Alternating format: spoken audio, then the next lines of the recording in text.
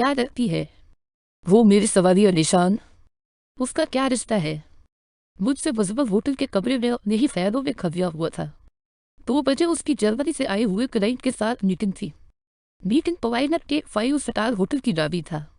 Meeting से फारग होने के बाद मुजफ्फर ने मार्टिन के साथ उसी होटल में डिनर किया।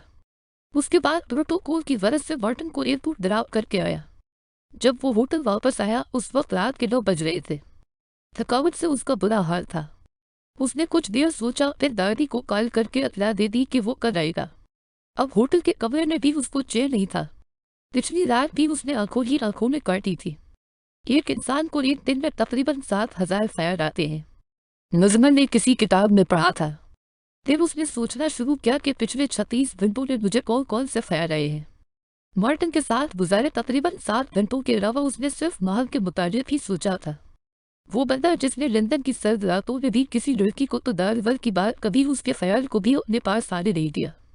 आज ख्यालों की आदि भी बस था। एक ख्याल 3 से 13 सेकंड इंसान के दिमाग में रहता है। उसे पढ़ी हुई एक और बात याद आई थी। यह ख्याल नहीं है मुजफ्फर बेग ने होटल के कमरे में लगे हुए बड़े से शीशे में खुद को देखते हुए खुद करानी। क्या ये उसका और सवालिया निशान? वो फिर खुद को देखते हुए बोला, मगर और तो 8.5 मीटर तक होता है। यहाँ से वाराज के कोई 450 करोड़ मीटर तो होगा। नज़्मन ने खुद से अंदाजा लगाया। और मॉडल टाउन से 72 करोड़ मीटर ही है, इस बार उसने यकीन से कहा था। फिर ये क्या है जिसने मेरा सुकून बर्बाद करके रख दिया है? उसने खुद की परेशानी खुद ही से पूछी। आज उसकी बुलंद आवाज में फरफराहट आ गई थी। उसका शांत रहने वाला रुखसार बेचैन था। क्या मैं बीमार हूँ? उसने खुद ही से अपना सवाल किया। जरूर ये कोई साया है, या फिर किसी ने तुम पर काला जादू कर दिया है। उसके दिमाग में एक ख्याल ये भी आया। उसने कुछ देर सोचने के बाद खुद करानी की। हो सकता है, ये भी हो सकता है। पाकिस्तान में तो ऐसा बहुत कुछ होता है वजबन बे। तो इतना ज़ईफ़ अदाकार तो नहीं था जो अस्तानो ज्योतिषियों जुबियों और जादूगरों के पास जाता। फिर उसके अंदर से आवाज़ आई, फिर ये क्या है सवालिया निशान? वो अपनी खुद की आवाज़ में शिकस्त तो रेफ्त से चलाया। उसका ब्लड प्रेशर हाई हो चुका था। दिमाग ने काम करना छोड़ दिया था। उसके माथे पर शक्लें थी। दिल ने मौके का फ़ायदा उठाया और होले से बोला, नज़्मन साहब, आपको मोहब्बत हो गई है ना, तो आप इस जज्बे को साइंसी पॉइंट ऑफ व्यू से समझने की कोशिश करें और न ही देसी तरीके से सिर्फ मुझसे पूछे। इसका जवाब सिर्फ मेरे पास है। दिल ने जल्दी से अपनी बात खत्म की उससे डटा। तेरे दिमाग को होश ना रह जाए। नज़्मन खड़ा था। उसने साइड टेबल से पानी उठाया और एक ही सांस में फटाफट काफी सारा पानी पी गया। थोड़ी देर बाद उसने खुद को काफी बेहतर महसूस पाया। अब वो काफी हद तक परसुकून था। नींद फिर भी उससे कोसों दूर थी। कुछ देर सोचने के बाद उसने अपना सामान उठाया और होटल से चेकआउट कराया। थोड़ी देर बाद वो गाड़ी ड्राइव कर रहा था। रात के 1:30 बजे वो मोटरवे की बजाय जीटी रोड से सफर कर रहा था। इतना लंबा सफर उसे खुद भी पता नहीं चला कैसे तो हो गया। तकरीबन 5 बजे के करीब उसने अपनी गाड़ी सरावकस की बंद पड़ी फैक्ट्री के साथ पार्क की थी। फजर की अजान की हल्की हल्की आवाज उसके कानों में पड़ी। उसने गाड़ी का दरवाजा खोला तो अजान की आवाज वाजा सुनाई देने लगी। हकीम साहब फजर की अजान दे रहे थे। वो मस्जिद के अंदर चला गया। वजू करने के बाद जब वो मस्जिद के हाल के अंदर दाखिल हुआ, हकीम साहब की नजर उस पर पड़ी। मुजम्मल बेग। हकीम साहब ने मुजम्मल को देखकर सिर्फ इतना कहा। मुजम्मल के चेहरे पर फीकी मुस्कुराहट उभरी। वो बोला, कुछ नहीं।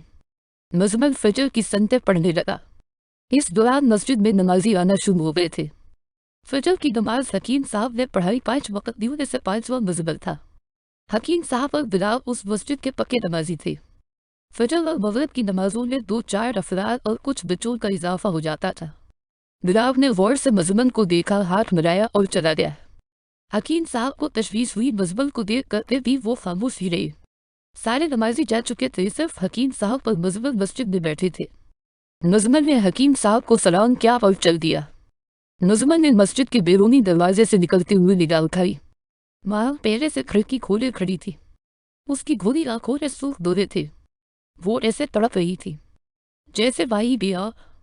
मुजम्मल ने सिर्फ उसे नजर देखा। एक नजर ही से उसकी आंखों में नूर कर आया था। दिल की धड़कन तेज थी पर उसको करार मिल गया था। मुजम्मल ने अदब से गर्दन झुकाई और अपनी गाड़ी की तरफ चल पड़ा। गाड़ी में रंग दिल देखे बगैर बैठा और वहां से चला गया। मुजम्मिल के जाने के बाद मायम की हालत जलबंद मछली जैसी बिल्कुल भी नहीं गई थी, बल्कि वो तो मोहब्बत की झील में गौता जन थी। माही को आग से निकाल लिया जाए तो वो तड़प तड़प कर जान दे डाल देती है। मायम की हालत माही जैसी ही थी और मुजम्मिल उसके लिए आबे हयात जैसा बन चुका था। इस सब के बावजूद वो जबान से इनकार ही कर रही थी। मायम के दिल को भी मुजम्मिल के दीदार से करार मिल गया था। लाहौर पहुंचकर मुजम्मिल ने पेट भर कर नाश्ता किया और लंबी तान कर सुकून की नींद सो गया। अब मुजम्मिल का ये मामूल बन गया था। वो सारा दिन काम करता और रात को जल्दी सो जाता। रात के दूसरे पहर उठता, अपनी गाड़ी निकालता और महाराज पे रवाना हो जाता। फजर की नमाज पढ़ता, सब नमाजियों के जाने के बाद मस्जिद से निकलता। वो खिड़की में नूर बांटने के लिए खड़ी होती। मुजम्मिल आंखों से आंखों में नूर उतारता, फिर गर्दन झुका कर वापस लाहौर चला जाता। 1.5 माह का रस्सा इसी तरह गुजर गया है। हकीम साहब और अशाल को सब कुछ पता चल गया था। उनके दोस्त से यह खबर अरूसा को पता चली तो उसको कुछ फिक्र राहत हुई। अशाल ने शुरू ही में मुमताज बेगम को मोबाइल पर सारी तोता मीना की कहानी सुना दी थी।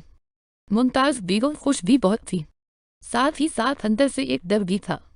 मुजम्मिल की एक ढाल मुमताज बेगम की नज़र में हकीम आकिल अंसारी भी था। हकीम साहब के मुताबिक सोचकर उनको तसली हो जाती। इलाके के लोगों में तशवीश बढ़ गई थी। अब वो सोचने लगे थे, ये लड़का केवल हर रोज मॉडल टाउन लाहौर से महाराज पे आता है। फिर एक दिन इलाके के लोगों को खबर मिली सेठ वजीद की बंद पड़ी फैक्ट्री मुजम्मिल बेग ने खरीद ली है। एतराज की जगह अर्जियां होने लगी। मुजम्मिल ने बंद पड़ी फैक्ट्री में दोबारा काम शुरू करवा दिया। इलाके के नौजवानों को रोजगार मिल गया। उस इलाके में लोग उसकी इज्जत करने लगे। इज्जत क्यों न करते, उसने काफी सारे घरानों के बच्चों को काम पर जो लगा लिया था। उसका अपने मुलाजिमों से सलूक भी बहुत अच्छा था और सबसे बढ़कर मुनासिब तनख्वाह, वो भी वक्त पर। अब उसके फजर के वक्त महाराज के आने पर किसी को हैरत भी न थी। लोगों की तशवीश भी दूर हो गई थी। एक और हैरत की बात यह थी, खामोश मोहब्बत की इस कहानी का हकीम साहब के घराने के अलावा किसी को इल्म नहीं था। वहां की खिड़की परारी वजह की थी, जिसके ऊपर एक मखरूती छजा था। लकड़ी के 2 तख्ते जो बिली की तरफ खुलते थे। तख्तों के पीछे लोहे के सीधे सरिये थे। मान जब खिड़की में खड़ी होती तो लकड़ी के तख्ते बिली की तरफ खुल जाते, जिसकी वजह से वो बिली में से गुजरने वालों की नजर वन से महफूज रहती। अब लकड़ी के तख्ते 24 घंटे खुले रहते। लगता लोहे के सरियों के पीछे कमरे के अंदर एक मोटा पर्दा हमेशा खिड़की पर पड़ा रहता था। वहां उस पर्दे को सिर्फ फजर के वक्त हटाती थी। वो 24 घंटों में सिर्फ चंद मिनट के लिए खिड़की में खड़ी होती थी। जब मुजम्मिल ने मस्जिद से निकलना होता, नौराज के गांव दूर था। अड्डे पर बहुत कम लोगों की रिहाइश थी। फैक्ट्री के पीछे सिर्फ 8-10 घर थे, जिनके नमाजियों के जाने के बाद ही मुजम्मिल मस्जिद से निकलता था।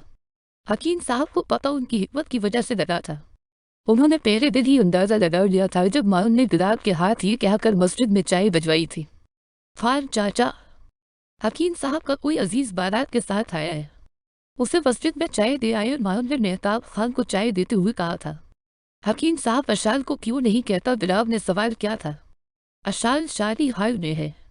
अबू सर चची की तबीयत ठीक नहीं, मैं घर दवाई खाने के लिए आई थी। हकीम चचा ने मुझे देखा तो कह दिया ठीक कि कब हम संजाव दे देता है। चाय गुलाब ने चाय पहुंचा दी थी। शुरू में मस्जिद के दूसरे नमाजियों को भी मुजम्मिल पर शक गुजरा था। उनके शकूक शुबात हकीम साहब ने यह कहकर दूर कर दिए थे, मुजम्मिल मेरा रिश्तेदार है, इसका एक घर बुजरान वाला शहर में भी है। वो फजर की नमाज पढ़ने यहाँ आ जाता है, नमाज पढ़कर लाहौर चला जाता है।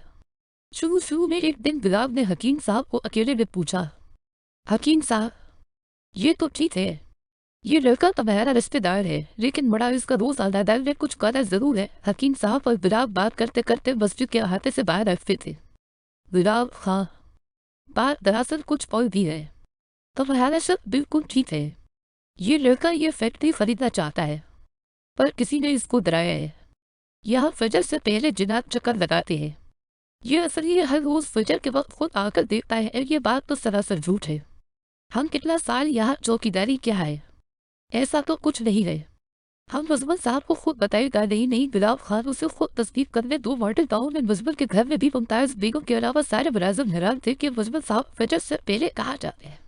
मुमताज बेगम ने सबको सख्ती से मना किया था कि वो इस बारे में मुजम्मिल से कोई सवाल नहीं करेंगे।